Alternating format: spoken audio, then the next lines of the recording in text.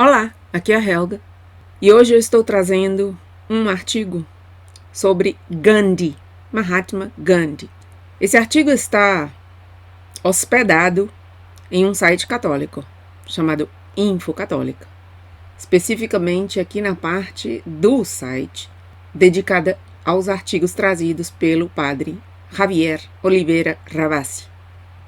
É um artigo que foi publicado em outubro de 2015 e veremos aqui, como eu já apontei em um vídeo anterior, aquele sobre a Operação Mockingbird, que Gandhi, ao longo de muitas décadas, foi mostrado sob uma luz muito benéfica, se comparamos tudo o que nos foi dito acerca dele com o que hoje se sabe. João Paulo II, como Papa, elogiou Gandhi, chamou-o herói da humanidade.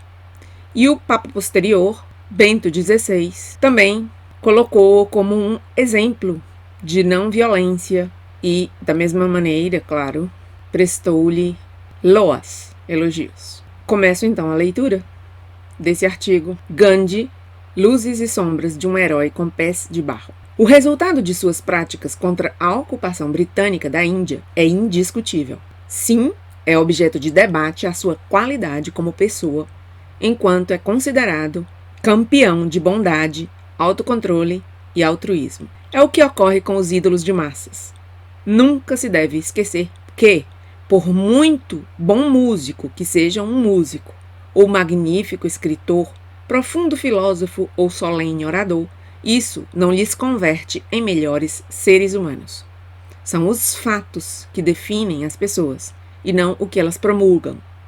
E às vezes nem sequer as palavras desses heróis de lenda subscrevem a natureza do seu próprio mito. Mahatma Gandhi não foi posto em dúvida até há uns anos, quando começaram a tomar protagonismo cartas e declarações relativamente ocultas durante décadas. E quando os meios de comunicação mostram, parece que começam a ficar coxas essas biografias perfeitas de livros de bolso, onde leem-se lindezas como absoluta modéstia, genialidade tardia, líder espiritual ou exemplo de amor desinteressado. Essas biografias que falam do Gandhi como um homem pobre e humilde e evitam dizer que era filho da autoridade de sua cidade, que a família pagou-lhe, porque podia, uma viagem custosíssima para a Inglaterra e pagou também os estudos dele em uma das 4 associações mais prestigiosas e influentes de toda a Grã-Bretanha. Escondem sob o título de asceta a repentina falta de interesse que tinha Gandhi em coabitar com sua esposa, depois de ter mostrado uma frenética atividade sexual durante anos que impediu-lhe de assistir à morte de seu pai. Quando, na verdade, ele se apaixonou por um homem e, por isso, abandonou extraoficialmente sua mulher, ainda que depois voltasse com ela. Se lhe apresenta como uma pessoa capaz de chegar à mais absoluta espiritualidade e autocontrole, porque compartilhava cama, a propósito, com pré-adolescentes e não consumava o ato sexual com elas. O terrível é que metia-as em seu leito, nuas, se esfregava nelas e acariciava-lhes em suas zonas erógenas.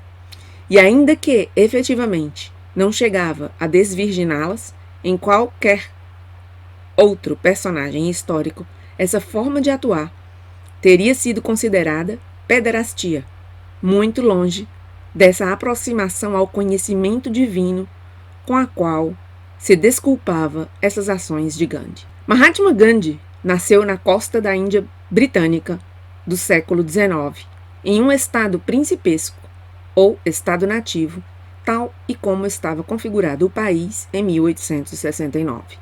Seu pai era chefe do governo regional de Porbandar. Sua mãe era a 4ª esposa do seu pai. Em 1882, com 13 anos, contraiu núpcias com Kasturba. Estudante medíocre, seus pais decidiram enviá-lo a Londres, com 19 anos, quando seu primeiro filho já tinha nascido, para estudar cursos de advocacia no colégio do Inner Temple. Descobre encantado os preceitos cristãos e também a Tolstói. Regressa, 3 anos depois, para a Índia, com seus estudos de direito terminados e a intenção de estabelecer-se como advogado. Mas não teve sucesso como tal, por causa do pânico cênico que sentia diante dos tribunais. E se estabeleceu em Rajkot, realizando tarefas de estagiário. Perdeu seu emprego quando se enfrentou em uma discussão com um oficial inglês. Restou-lhe um único recurso laboral. Uma companhia muçulmana ofereceu-lhe um posto em Durban, na África do Sul. Gandhi aceitou. Quando terminou ali o seu trabalho, foi quando começou sua frenética atividade reivindicativa. As colônias hindus são o seu objeto de reivindicação, pois nelas foi onde ele havia estado residindo enquanto trabalhava. O problema estava em que, em sua luta, os defendidos eram os indianos e não os negros africanos. A decisão de abrir a escola para todas as crianças de cor é injusta para a comunidade indiana. Deveria ser reservada para as crianças indianas somente, disse Gandhi.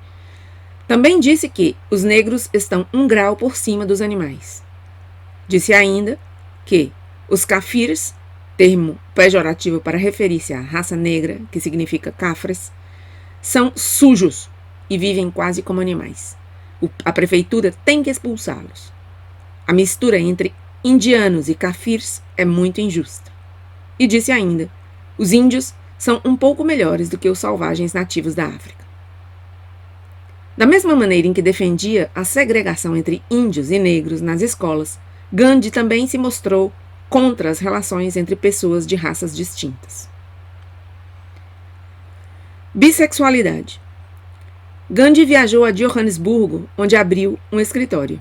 Ali conheceu, em 1904, Herman Kallenbach, judeu lituano, arquiteto e amante do culturismo. Deram-se tão bem que Gandhi acabou abandonando sua esposa 4 anos depois. A romântica relação entre ambos dura 10 anos. Em 1914, por causa da Primeira Guerra Mundial, os dois veem-se obrigados a fugir da África do Sul. Gandhi volta para a Índia, mas Kallenbach não pode entrar no país porque não lhe é permitido. Estabelecerão então uma relação epistolar, isto é, por carta, mas não voltarão a ver-se até 1937, isto é, 23 anos depois.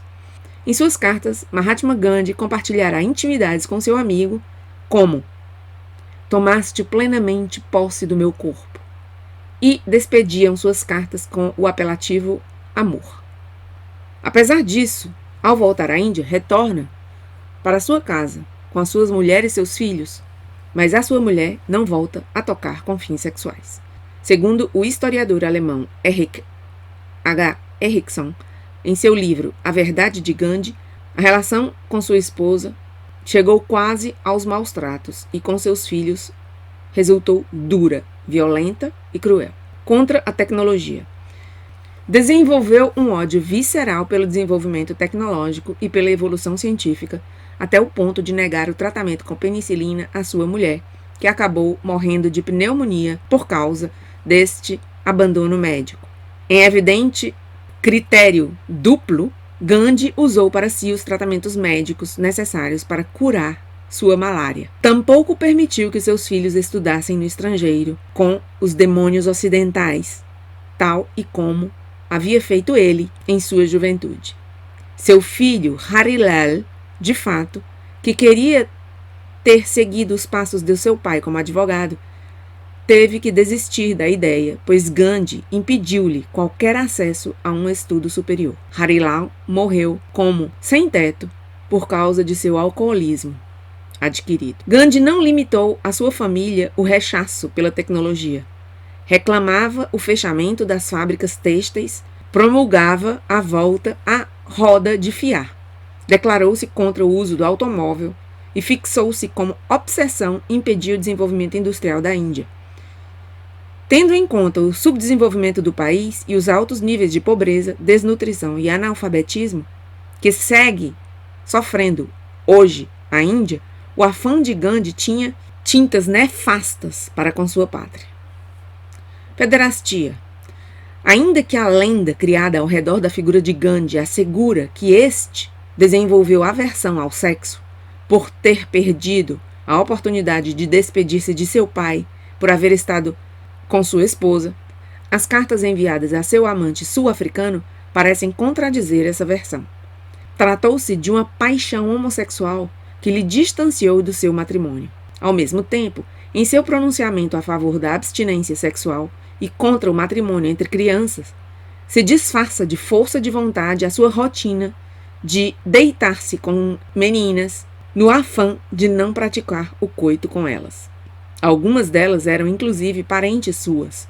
O leitor poderia surpreender-se de por que um homem de 70 anos tinha que fazer esforços para não violar sua sobrinha neta adolescente. O caso é que desde os 36 anos até os avançados 70 anos esteve praticando dita atividade. Ao cair à noite, se deitava com as meninas. Nu, abraçava-se com elas e algumas afirmaram que as acariciava em suas zonas íntimas e se esfregava nelas. Entre elas, Sushila Nayar e Aba Gandhi, duas de suas sobrinhas netas. Custa crer que isso formasse parte das práticas de um brahmachari, quer dizer, um célibe. Curiosamente, e de novo, ocorre que um dos mais aclamados personagens históricos tem uns antecedentes pessoais pelos quais, se tivesse sido julgado conforme aos mais básicos direitos humanos, teria sido condenado a uma longa temporada na prisão. E assim termina o artigo. E eu quero mostrar como, no mesmo Info Católica, há um artigo intitulado "O Vaticano propõe Gandhi como exemplo de não violência para os hindus". E vou deixar ambos artigos na descrição deste meu vídeo. O Vaticano propõe a Gandhi como exemplo de não violência para os hindus. É a mensagem e exortação que o Pontifício Conselho para o Diálogo Interreligioso, vejam aí, dirige este ano aos fiéis hindus com motivo da festa de Diwali, que começa hoje. A data do artigo é 29 de outubro de 2008, que começa hoje e que culminará no próximo sábado. Reiterando as palavras de Bento XVI sobre a não violência, da qual o Mahatma Gandhi foi modelo e guia por sua total entrega ao serviço da humanidade, a mensagem de felicitação nessa festa da luz propõe, como é tradicional, uma reflexão compartilhada sobre um tema de comum interesse, em particular neste 2008, sobre como podemos viver em harmonia na sociedade atual, dando testemunho da verdade, da luz e da esperança que se celebram neste Diwali. Bom, Bento XVI considerava, palavras aqui dele, o Mahatma Gandhi como modelo e guia por sua total entrega ao serviço da humanidade. Alguém pode contestar-me dizendo que, João Paulo II, Bento XVI, não tinham informação sobre quem era Gandhi. A isso eu contesto com o seguinte: pode que muitos não saibam, mas o serviço de inteligência do Vaticano é o mais antigo do mundo. O Vaticano tem uma extensa rede de informantes espalhados ao redor do mundo, que faz da diplomacia vaticana uma das mais importantes e silenciosas do planeta. E assim deve ser. Vamos e venhamos, o Vaticano é um Estado e, naturalmente, tem que ter, como todos os Estados, a sua inteligência. Isso não é censurável, muito ao contrário. O Vaticano criou a primeira escola de diplomacia do mundo, a Academia de Nobres Eclesiásticos. Então, não venham dizer-me que o Vaticano, os papas, não tiveram acesso à informação para saber que Gandhi não era essa pessoa, este herói de que nos falam. A mim, pelo menos, não me convence.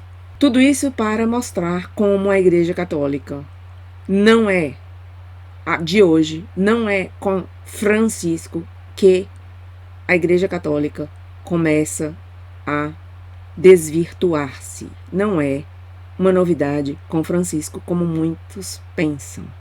É triste dizê-lo, é doloroso dizê-lo, mas a coisa já vem de mais tempo do que se imagina, de há décadas. Não para os que conhecem hoje quem foi Gandhi, choca saber que João Paulo II chegou a, inclusive, considerá-lo, como eu disse já, creio que já disse, herói da humanidade. Nada mais pelo momento, obrigada por estar aí e até meu próximo vídeo.